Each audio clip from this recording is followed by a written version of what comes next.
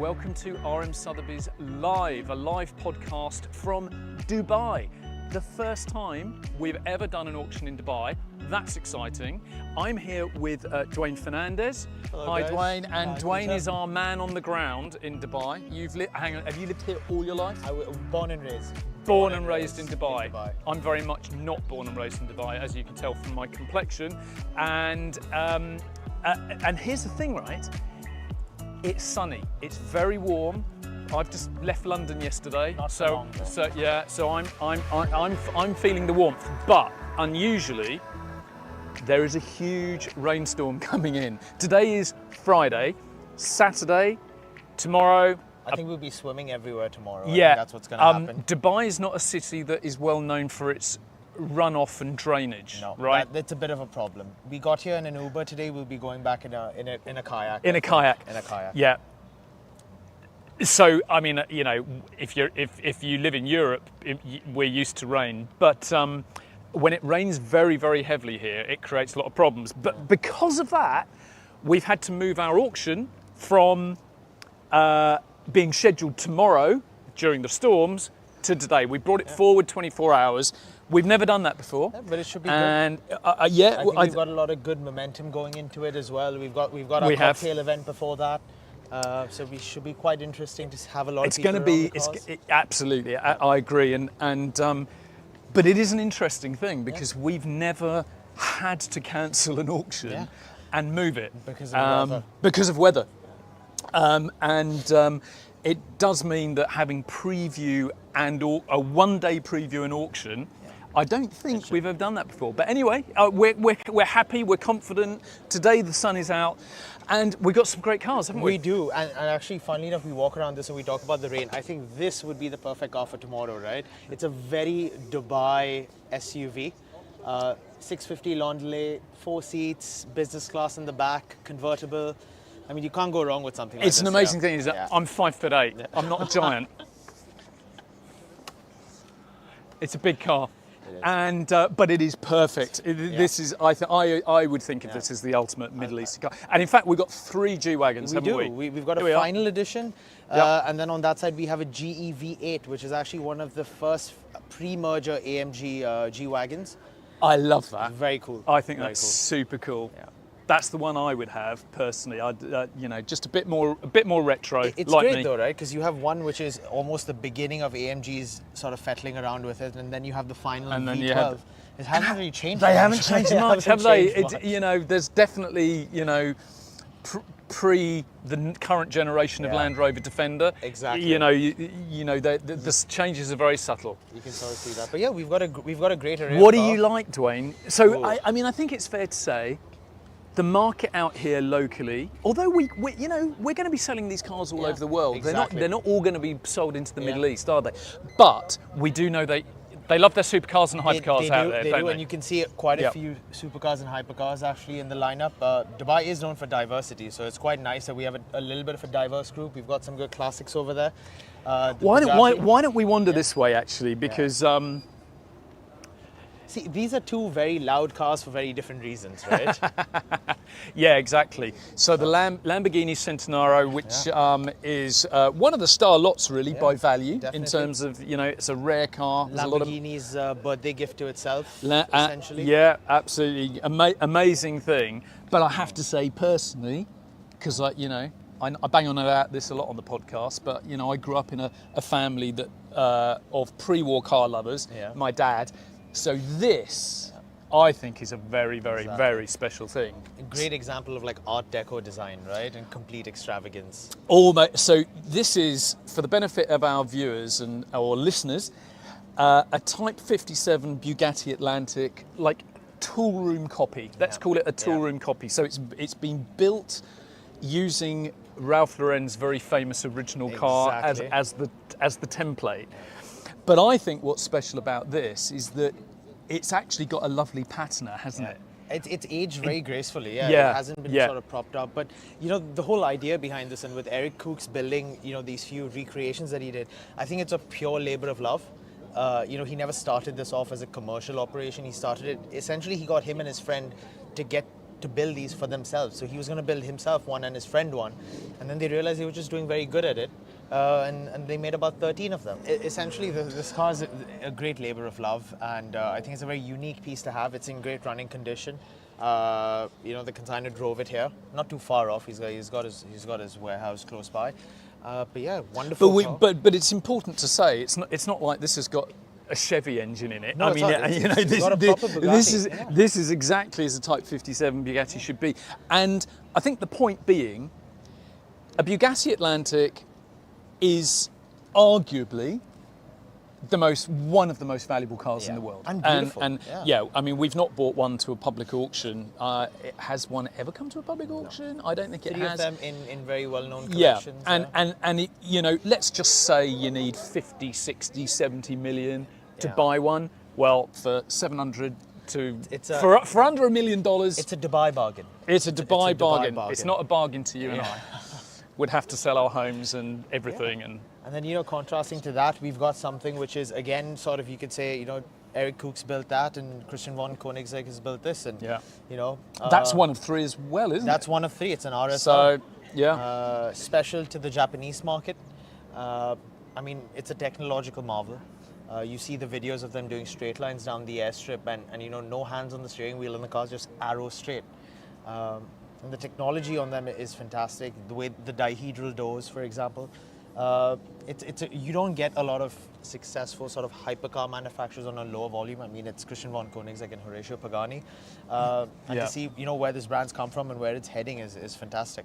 Yeah, no, it is an incredible bit of kit, and one of the star lots of the sale, for sure. Still a relatively rare car in Dubai. I mean, contrary to belief or popular opinion, it's not all Koenigsegg's and LaFerraris around here.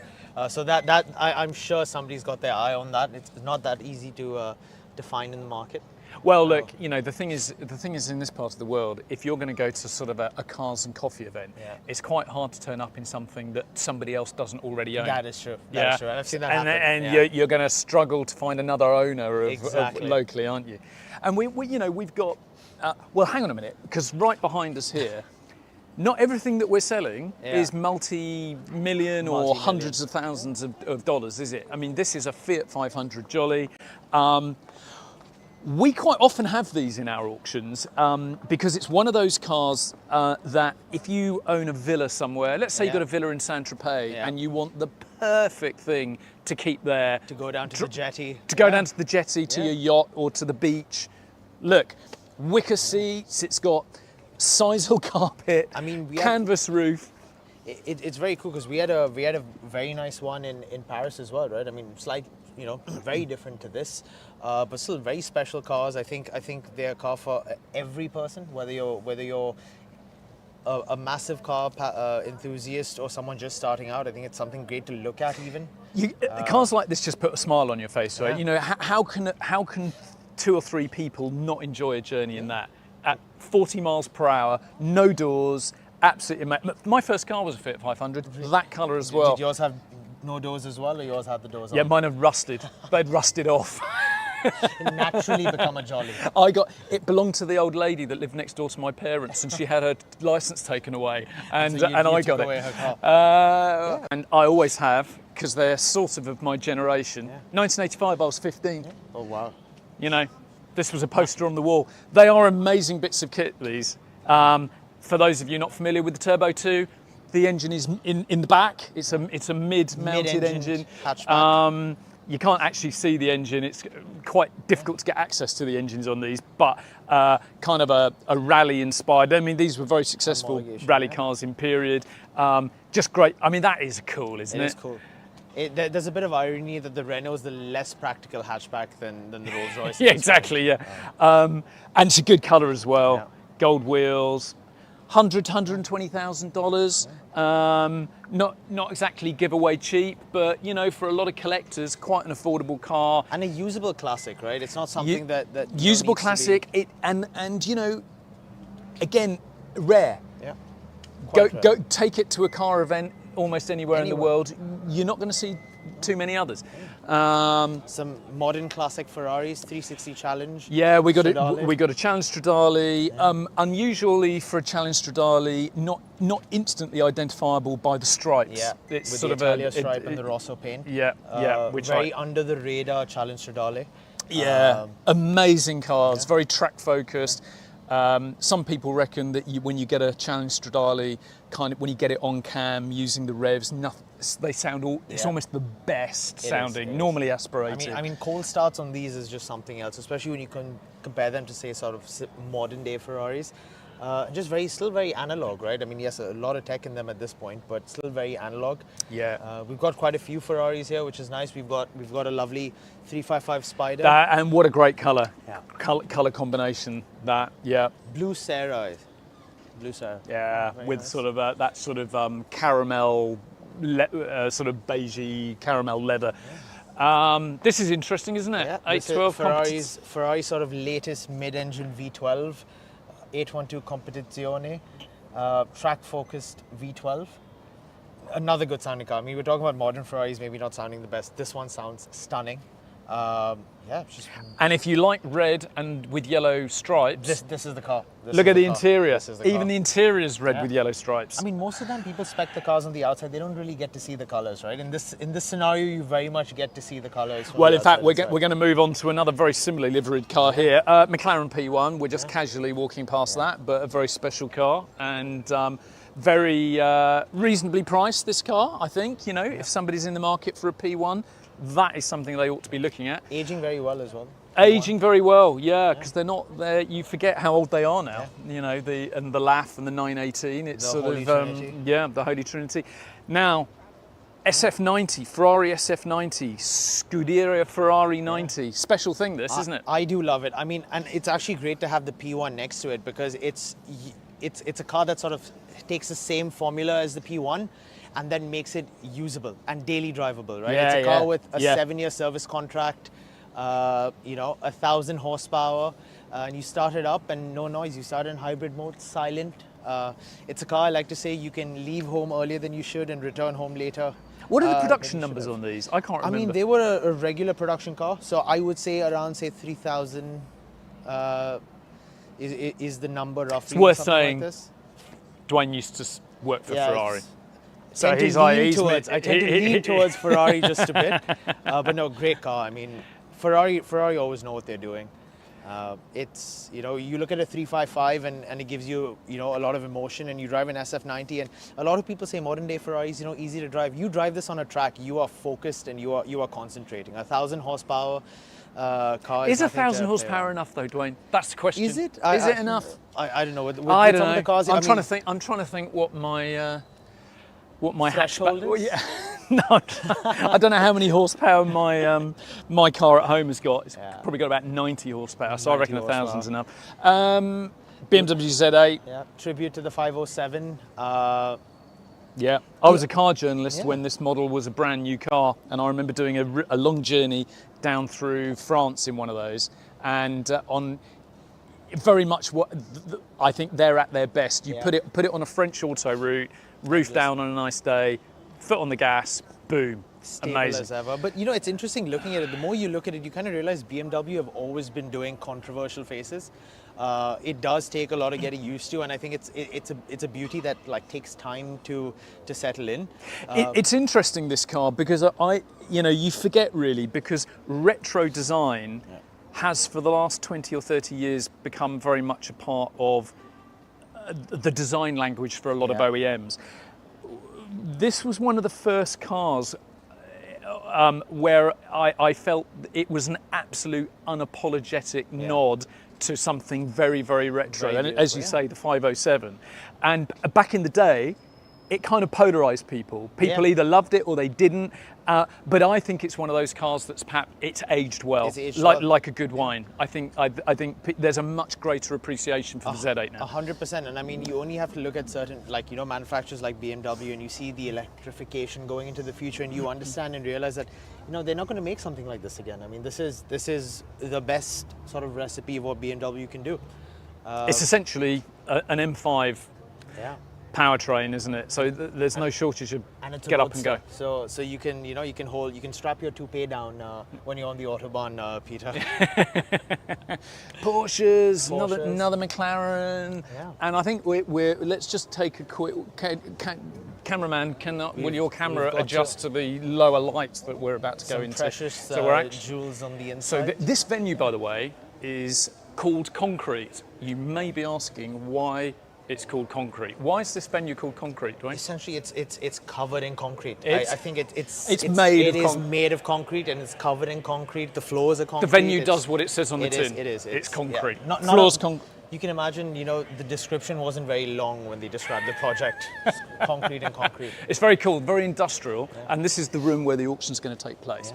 But over there we have a Valkyrie, an Aston Martin Valkyrie. We have a Mercedes SLR Sterling Moss Edition. We have some memorabilia over there. Yeah, some very nice Michael Schumacher Some stuff. really nice stuff. Yeah. A huge Schumacher paint picture that you would need a very large wall to hang that picture on. I think that'll fit in the back of the Londelay. If you got to take both tonight, I think, for it to be sensible. Well, okay. Yeah, Well, and something- I'll bear that in mind. And something for the kids. Something for the kids. I'm wondering, my kids are grown up now, but I'm wondering if either of my two boys would have appreciated a crystal encrusted E-Type. I think if you bought them that and they saw this on the catalogue, I think they'd be a bit upset with it. I actually think that they'd Yeah. probably go for the Land The Rover. Land Rover. If I'm honest, Oh, I think very that's nice. very much for them. I think the Ferrari. I think the 500 Ferrari single-seater GP car. That's the one I would take because I think it's amazing. But I think before we wind this segment up, we do need to point to our colleagues at Sotheby's. Have bought some beautiful things, some beautiful handbags. I don't know, Dwayne, whether you've got your eye on any of the handbags. I think I like the alligator one. I think that does suit what I'm wearing. Every right now. time I'm at a Sotheby's event where there are handbags for sale, I think, maybe I ought to take a gift home for my wife. And then I look at the price and I go, maybe I won't. Maybe next one. Not that I'm mean or anything. Some nice, very nice watches. And the watches are very much a part of the auction today. So they are going to be going under the hammer along with the cars and the memorabilia. And in fact, not all of them, because those. No, all of them. No, All they are. yeah, they are, they are. They're all Lego in there. Couture. Yes, What's nice is they all have a running sort of automotive theme to them. they do, don't they? There's one very special Gerard one. where if you Perregaux can- Ferrari. If we can get a look, so this Where is are the we? one, the Rolex Daytona UAE. So it's actually got the UAE's insignia on the watch dial. Yeah, that and 200. I mean, Daytonas are desirable and valuable anyway, but that's $220,000 to $400,000. But the place to sell that is here, It's right? here. I mean, if you're going to sell it anywhere, it has to be here. Another Daytona there. That's, well, I was going to say that's more my price bracket. $20,000 actually isn't my price bracket. we should take a look if at it was $2,000, I Then- might have a cheeky bit. Yes, is Do you want to stress yourself out with the handbags? well, or- have they got prices on them? No, see, if you've got to ask. Oh, for they the must be free. If you've asked for the price tag, I think you probably shouldn't be. It's looking. obviously free, Dwayne. I'll just take that. one. Right. So, okay. We're just going to wind this segment up. We want you to join us for a slightly more detailed chat just in a moment. But before you do that, watch this.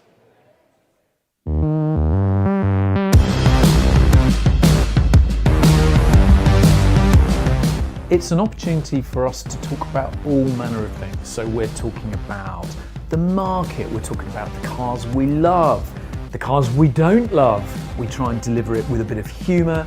I know what you're going to say. All you get with the Ferrari is 12 cylinders more of anxiety, isn't it? I mean, Largely. Speaking as an owner. yeah. Some of our jokes are terrible. And of course, Peter is seriously going to buy a local outfit. I told you, we needed one for you. We also did a special yes, episode we got- from we the gotta do Mercedes it. Museum. Okay, we're in nearly on, Stuttgart. guys. That recording was done shortly after we had sold the Mercedes 300 SLR Uhlenhaut Coupe, which was sold for 135 million euros. What? Imagine going to a pub with 2 or 3 friends, and that's exactly the way we try and do these podcasts. Cheers. Cheers. Cheers.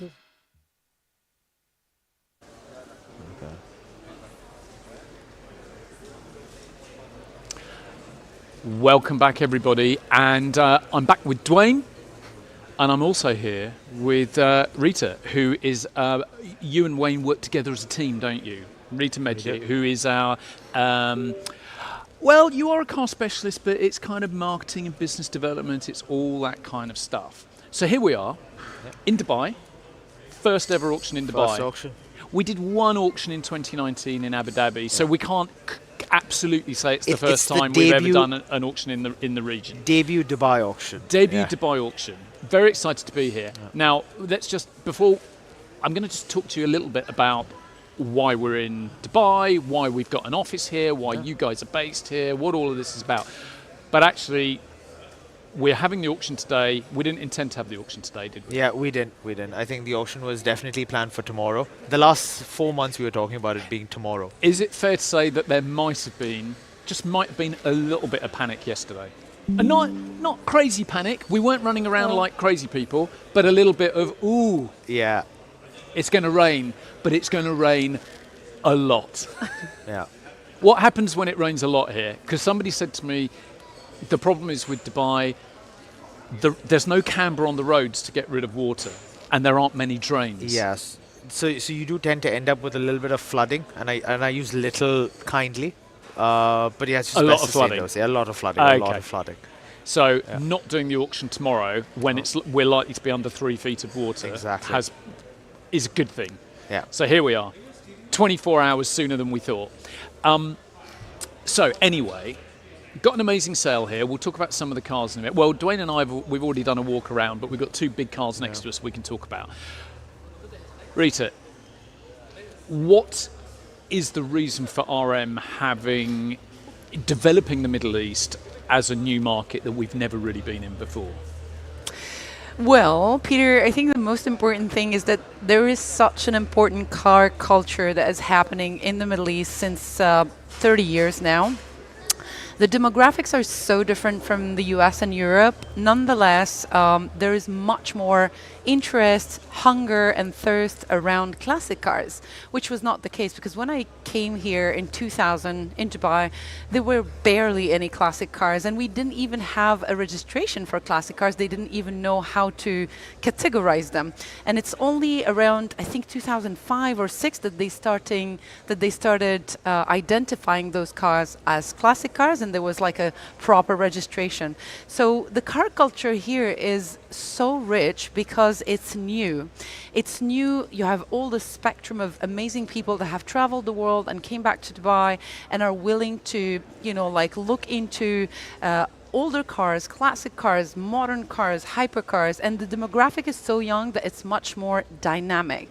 So I think that to answer your question, for RM Sotheby's to be able to look at a market that is so dynamic in terms of younger people, it's driven by younger people, it's driven by a much broader, I would say, type of people. We have a lot of diverse people living in the Middle East.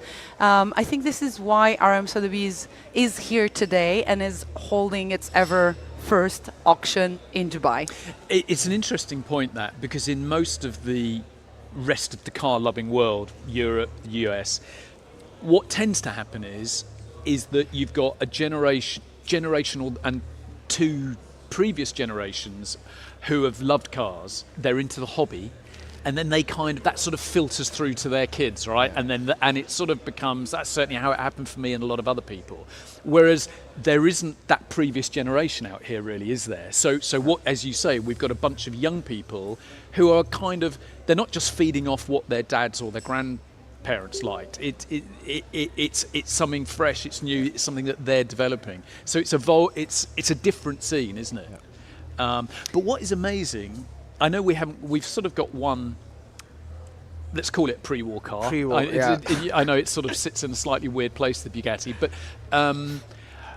I've been to a couple of private collections out here where there have been old cars, pre-war cars, and you don't really expect that, do you? Yeah. It's like I was amazed at what is hidden away in private collections. And predominantly American cars as well. Yeah, predominantly American classics were big here, because I think back in the day these were the cars that were used.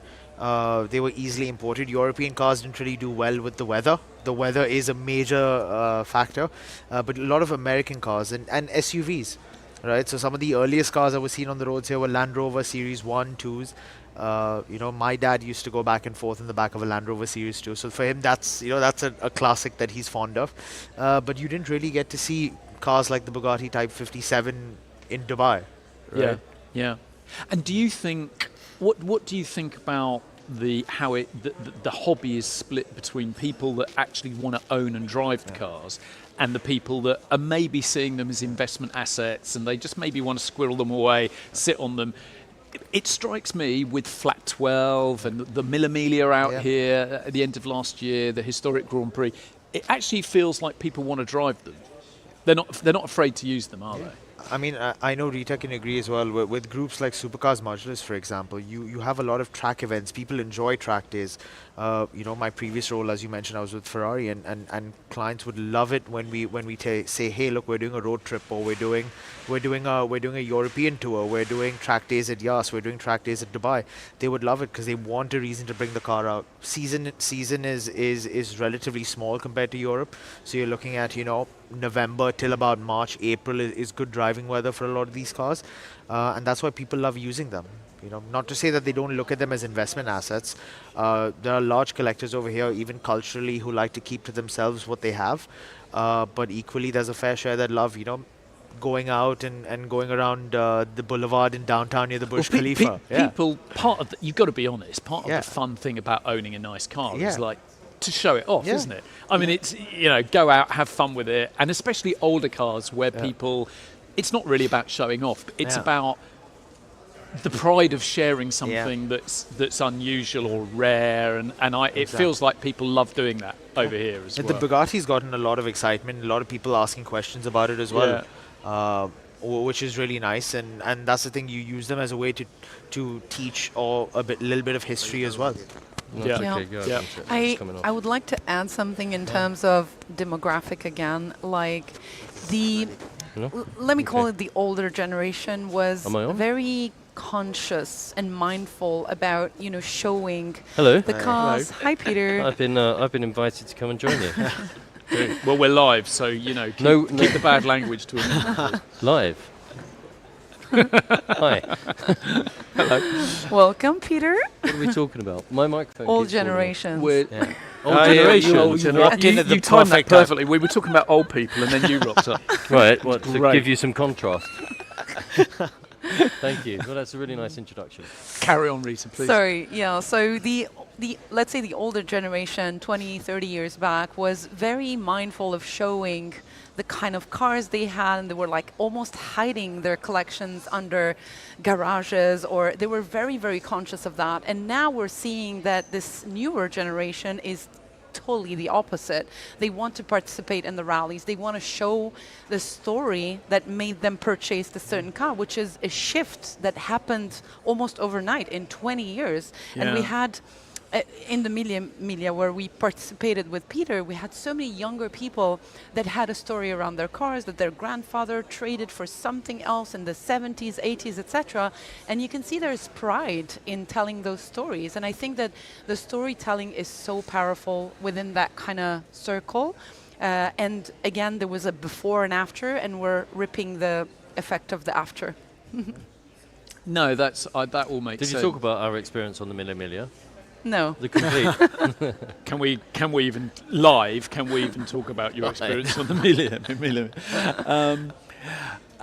Well, I mean, it's worth just talking about that because we were out here the end of last year supporting both the Mille Miglia and the historic GP at the Autodrome. Amazing events, and those have really begun really through demand from the local community wanting to have other things to do. Because like cars and coffee, we talk about cars and coffee, it's great. You drive 10 kilometres, you park up, you have a cup of coffee, you go home. But as a hobby, you need more than that, right? You need other things to do. And I think, Peter, I mean, I don't know, maybe you've already discussed it, but one of the major motivations, inspirations for being here was the events, for actually where we are today was all based on coming here, seeing some of the events, seeing the community. You've probably talked about Flat 12 and Icons of Porsche as well. They're big events. I mean, the Flat 12 picnic in January, there's over 1,000 cars of all levels, Land Rovers, Range Rovers, Ferrari Daytona. Ferrari were there as well, physically, as a company. So it's a very social place as well, Dubai. We'll see tonight. We'll be very busy. It's a very social place. It's quite a small city compared to, say, Paris or London or Rome. So it means, and it's easy to get around, so people love meeting up. I mean, Rita even organised my birthday party when I was here in September, and there's more people than knew me, that's for sure. Well, people make an effort for a 70th, don't they? That's what I find. Yeah, well, Exactly. you It's should a big know. The big number. 7-0. It's a big number. Oh, gosh. I'm leaving. Yeah, no, and I think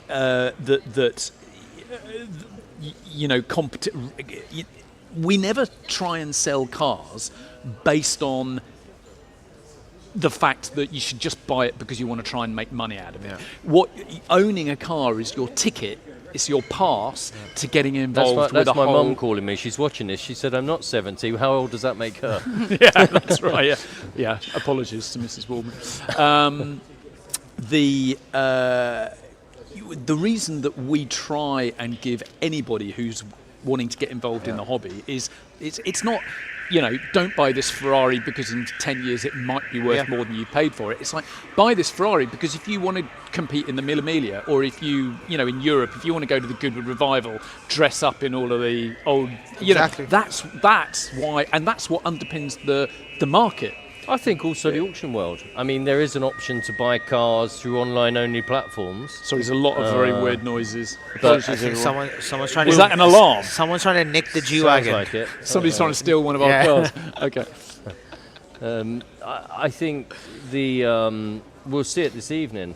There is an option to buy cars in an online-only space, and that's efficient and it works. But if you're thinking about buying one of these cars here and you want to speak to other people that may have a similar car, who looks after it for you? Is it reliable? You can answer questions within the community, and I think that just spurs people on and makes them feel part of it. And that's here in particular, the facilitation of classic car ownership is growing as well.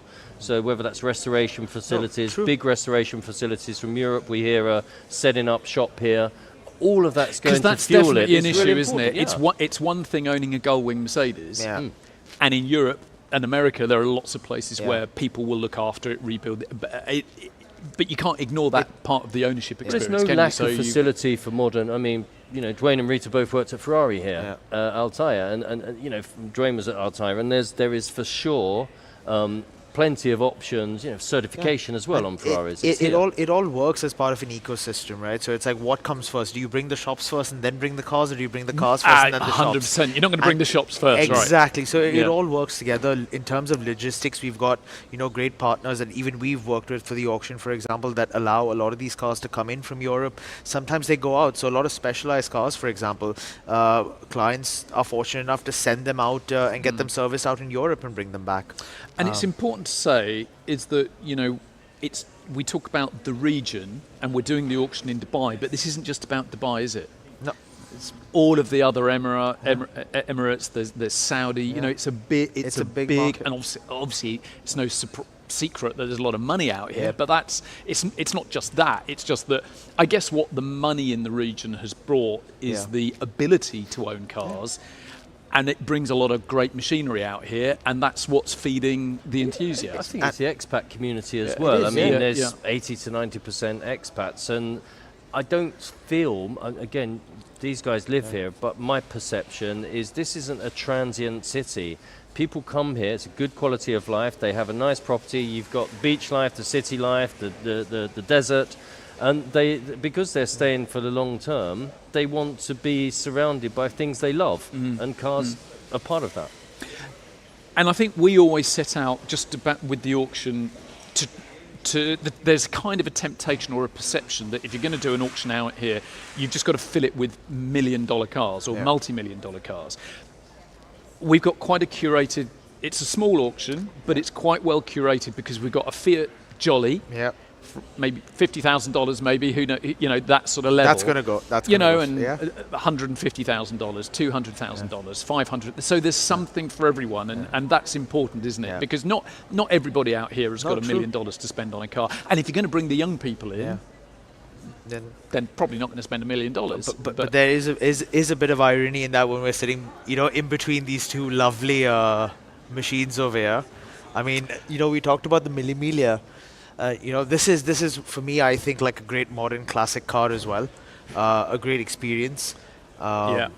I've often asked the question, when you look at a tribute like this, you think of Sterling Moss and doing the Mille Miglia in 10.5 hours in 1956 or 5. 55. Yeah, 55. Yeah. 55. And start time 7:22. But you almost wonder if it was the same route, could they beat that time in a modern supercar like that with modern brakes and the power it has? Probably not. Probably not. Probably not. More traffic now, anyway. Exactly. Well, have sat-nav anyway, that might help. Well, yeah. Well, you had Dennis Jenkinson with his toilet roll, didn't you? That a primitive sat-nav. Absolutely. Yeah, quite. Well, let's talk about these cars, because earlier in this live broadcast, Dwayne and I did a quick whiz through some of the cars outside. Well, the venue here where we're doing the auction, called Concrete, isn't it? Why is it called Concrete? Because it's made of concrete. As some people Thanks watching this will be able to see, beautiful shiny concrete floor, shiny concrete walls, but it's quite small in here. So when we lay the place out for the auction later, can't get an awful lot of cars in, but we have got two in here. There's an Aston Martin Valkyrie behind me. We got the Mercedes Sterling Moss SLR edition there. So seeing as you've mentioned that car, that is a special thing. As you say, it's Mercedes homage to that famous era. Moss victory in the Mille Miglia in 1955. Not practical, I think it's fair to say, but rare, special. I think.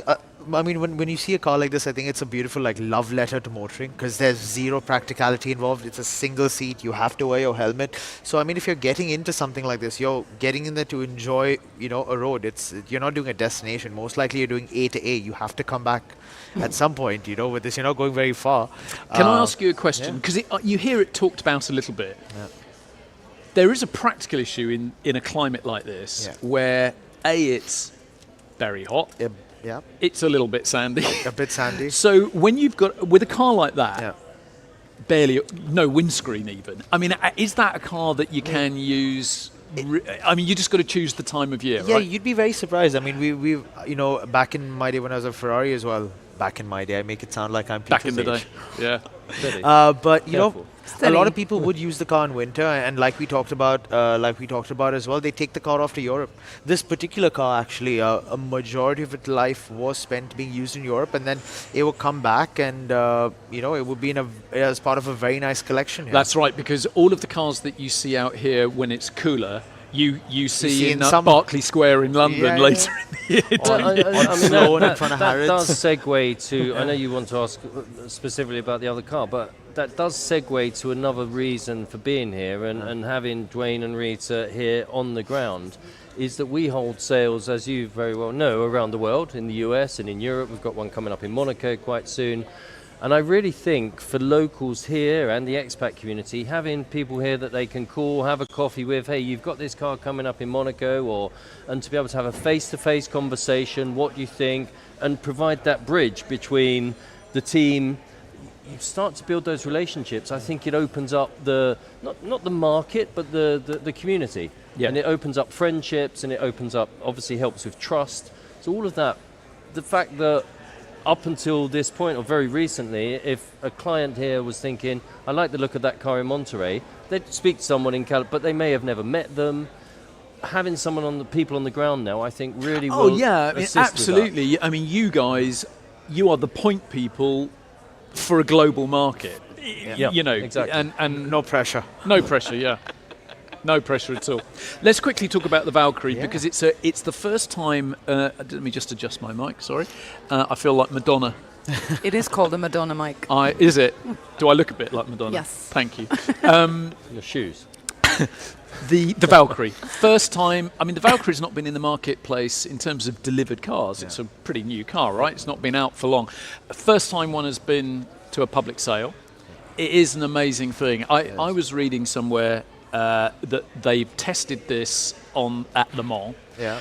The road car. Well, I can't remember if it was a road car or the track version, but it was fast enough to get it sort of top 5 of the front 5 rows of the grid at Le Mans. Yeah.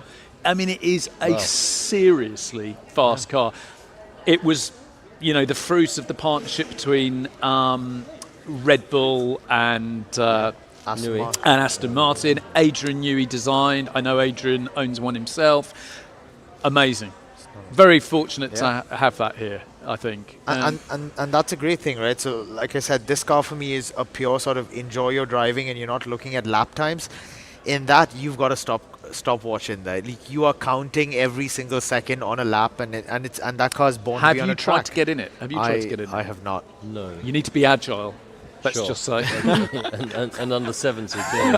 But no, look, it's a great privilege to be able to offer a car like that to the market anywhere in the world. To bring it here, I think is extremely exciting. I believe there's an audience for these cars. We know there's an audience because there are 3 or 4 cars on the road already here. Yeah. And we've seen them at things like the Flat 12 Picnic just being driven. So we know there's a market for them. What it will do at auction is yet to be seen. We hope it does extremely well, obviously. Well, we hope that all of it does really well. And we're going to wrap this up, I guess, soon. But your favourite car in the sale?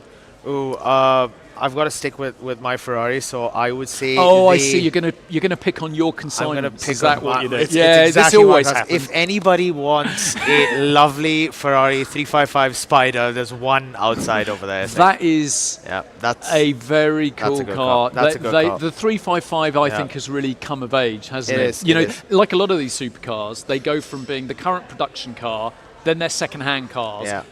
Then they're kind of older second-hand cars, and the values are falling away. And all of a sudden, people wake up and go, "Oh, what an amazing car! We need to start buying them." And then the values start going up. The 355 is on that curve, especially the ones with the manual gearboxes. I mean, they're tremendous. Best cars. colour as well. We said it earlier. The colour of that car is amazing. Beautiful. Okay, you're going to buy your own consignment. Yeah, that's what I'm doing. All right. Can I get terms on that, Peter? Are there finance terms? Sure. So what will happen is pay for it the next day. There's your term. you'll get paid a bit of commission, and then somebody else will take it right back again. Rita, your favourite car, sir? It's difficult to say, Peter, because there's a lot of novelty here for the market, but I would be drawn to say the 512 TR. Yeah. Kind of represents me a little bit. Yeah. Old but not old. Classic but not... Classic. Yeah, I'm saying as... classic but not brassy. Classic, exactly. The color is a little bit like me. It's red. We love it. Which Rosso is that? Rosso Corsa. Rosso Corsa. So yeah, the 512 TR. Good choice. Yeah. I'm not going to argue with that. What about you? What about me? Well, given my age, I'm going to go for something pre-war, and it's a replica. It's not an original Atlantique because you can't buy one, but it's a replica, that goes beyond the term replica. It was built by Eric Koux. It was the first one built in aluminium. Lots of authentic Bugatti 57 components on it. What I particularly like about that car is it has its own personality and patina. It was built for originally a very, very well-known Bugatti dealer and collector in Europe. It's found its way here. I don't think it's done a great deal since it's been here. No. It maybe been shown at a couple of events. Yeah. But I just like to see something that's recreated in the more modern era, not in the pre-war era, that's earned its own stripes and got its own sort of age about it. Yeah. And the attention to detail. We put it up on the ramp here, just around the corner.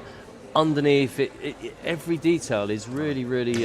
It's a really well built replica. And I tell you, essentially, Bugatti Atlantique, if one came to auction, priceless. It's one of the most valuable cars in the world, right? You've got to be punching very, very high to own one of those, and you're going to have to wait for Ralph Lauren to sell his if you want that, one that looks just like that. Exactly. What I like though about that is that there is, although it is a copy, a tool room copy, it is very honest because you don't turn up at an old car event in that trying to pretend to everyone that's there that Yeah. that you've got the real thing. It's very, very honest, and it's not like a GT40 replica or a Cobra Exactly. replica where you're using some smoke and mirrors, aren't you? And the whole reason for it being created was not for some commercial purpose, rather it was a labor of love Yeah. to actually drive something like, an Atlantic. And I think the story behind that car really does push it. So Okay, What's well, your favorite car? there's a man in the background going like that. We're over time. the mic already He's cut. he's Yeah. bored. He Yeah. wants us to shut up. Thank you very much. Done. Thank you for Thank you, joining Peter. Thank you so much. me around this table. Nobody's drunk their water apart. Oh, well, you've had a little bit. But I think so. I'm going to get told off if I don't say the right thing to that camera. The auction starts at 9 p. 8:30. 8:30. Oh God, 8:30. I'm even on the You're block. done. Why don't I even know that? 8:30 p.m. We've got a cocktail reception. We got to clear this space because we've got a cocktail reception. There is time to register to bid. Get online, register to bid. Now.